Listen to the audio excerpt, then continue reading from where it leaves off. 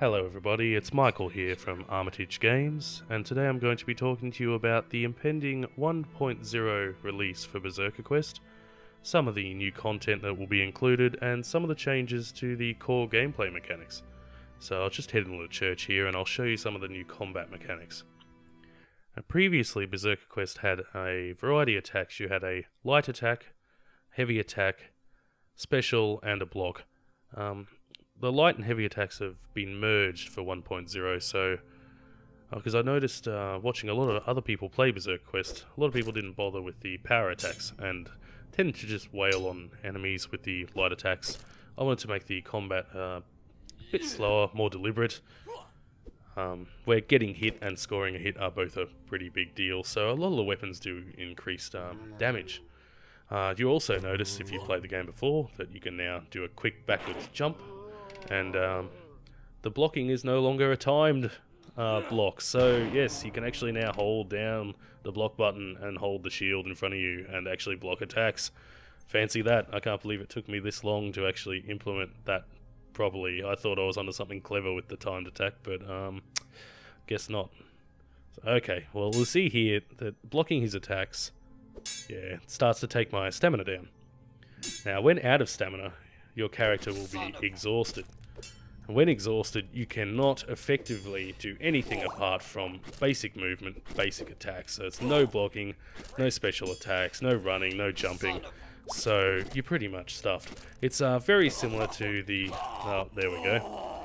Very similar to the stamina system from Dark and Demon Souls from FromSoft in that regard.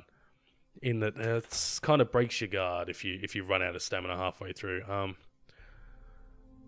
Basic attacks do not consume stamina, but they will stop your stamina from regenerating, just like blocking will. You can see I'm holding the block there, my stamina is not coming back.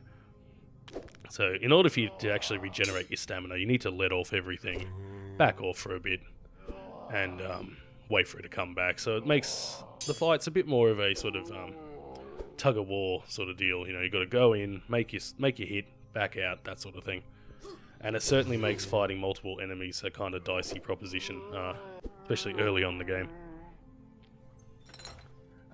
Due to the new attack system, the way it works for crossbows and magic has kind of changed around too. You saw before the crossbow's new power attack for that specific crossbow is a like a hit scan railgun sort of effect. There it is again. Some of the other crossbows, the special ones, such as the poison crossbow or the new magic crossbow, have their own special attacks. So the poison crossbow is kind of like a big poison area of effect bomb type attack. It just gives a bit of versatility to those who prefer to play with the ranged weapons. Previously, you basically just had to back away, shoot, back away, shoot until everything was gone. So now it gives you a bit of yeah, broadens your options a bit, add a bit of interest, you know.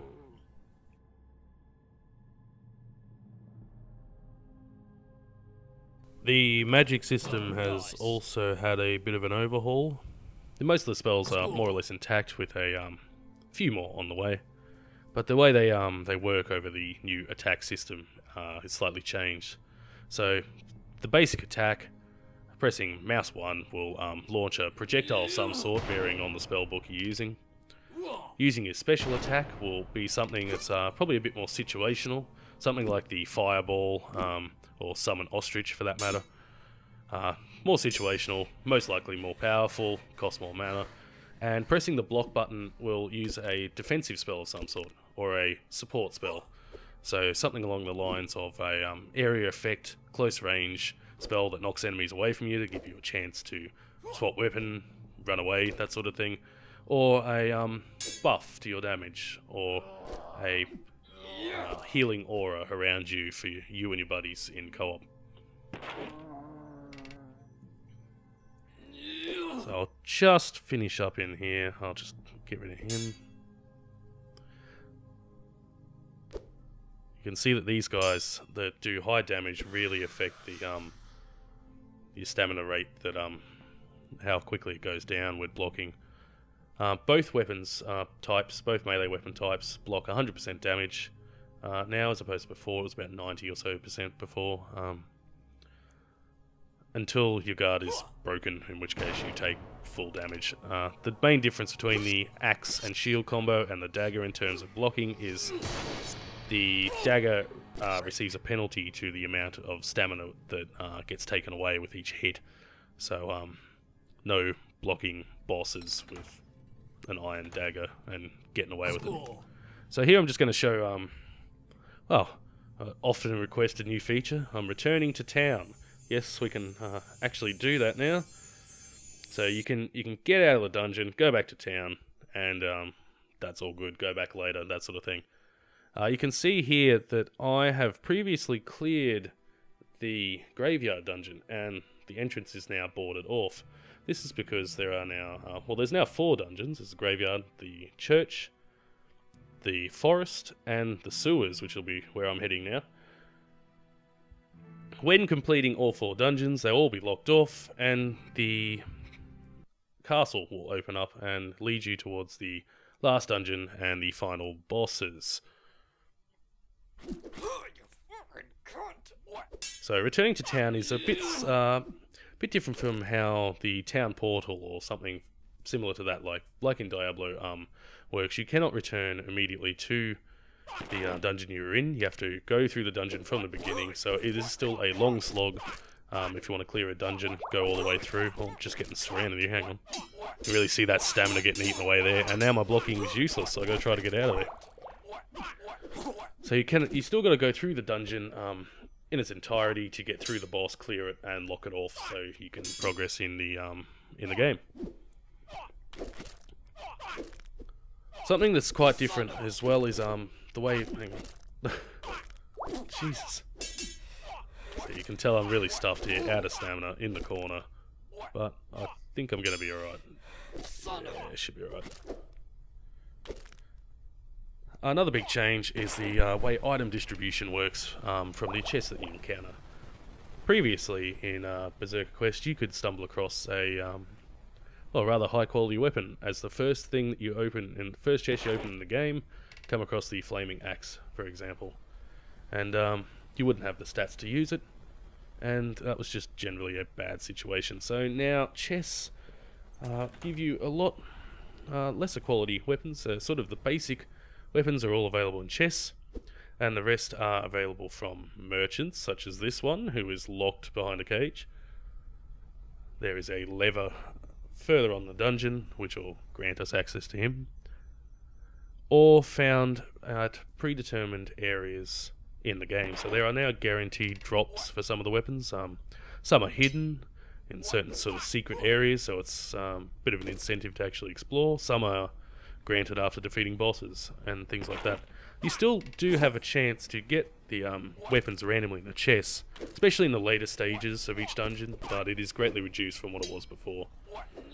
So now, yeah, so you're far more likely to get actually useful things out of chests, such as a weapon you can use near the beginning of the game, or gold to buy more items from the merchants in town, now that we can return there, or the merchants that are in each dungeon.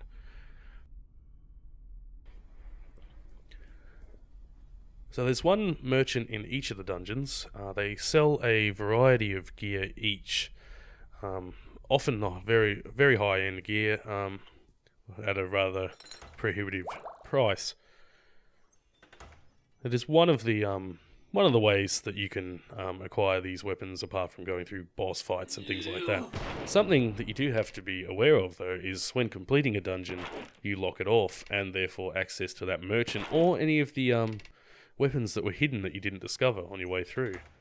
So it sort of adds a bit of a dynamic to it, just a bit of interest, really. I'm just making my way through to that lever.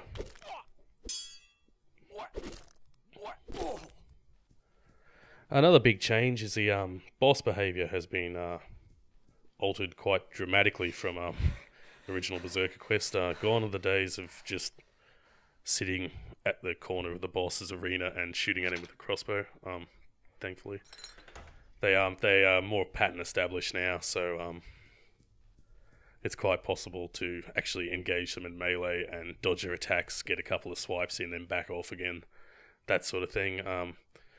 They also should punish you pretty well for trying to cheese them by standing slightly behind a pillar, shooting magic around the corner or something. So I'm just getting back to this merchant here, just showing that he's got, for example, the assassin's garb. I'll just level up to grab it, which is one of the high-end, not the best, but one of the high-end items for a rogue-type character. And I'll just grab some health potions as well. Previously you could find that in chests randomly, but it was quite difficult to actually get anything useful out of chests. You often just got gear that was far too high level for you, so doing it from the merchant I think worked out pretty well. So further down here, yep, now we're in this gloomy area. There is a guaranteed drop I just wanted to demonstrate to you, so I'll make my way past all these bastards. Hang on a sec. So hard to see, even with the glowing eyes. Just getting pummeled. So I'm just going to go finish these guys off and make my way through. Watching for the pitfalls. This is yeah, this is one of my favourite areas actually. It's quite fun to go bolting through here and then just fall to your death. That's great. Everyone loves that.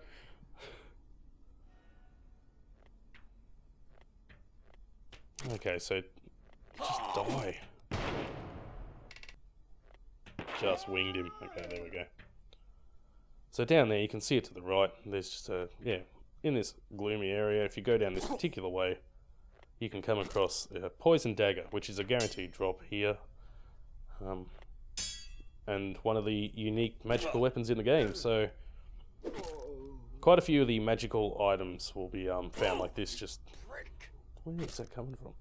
Doesn't matter. Quite a few of the magical items can be found like this. Found throughout the levels. A lot of them are very well hidden, so it rewards exploration now. Barrels and the like can also be broken, so they can be hidden behind barrels, blocking off a secret entrance and that sort of thing. I have no idea where that guy is. Oh. Okay, also, I'll probably just return to town here, because I've probably rambled on long enough. This has gone for well and truly long enough, so I'll probably wrap this up right about here. So yeah, I haven't shown a lot of the stuff that's going, a lot of the new content that's going to be in the update. Just wanted to cover some of the main gameplay changes. So expect a lot of bug fixes, a lot of new monsters, levels, monster variants, things like that. So yeah, anyway guys, hope you're looking forward to it. I'm looking forward to actually getting this game out. So August 1st. Alright guys, I'll catch you later.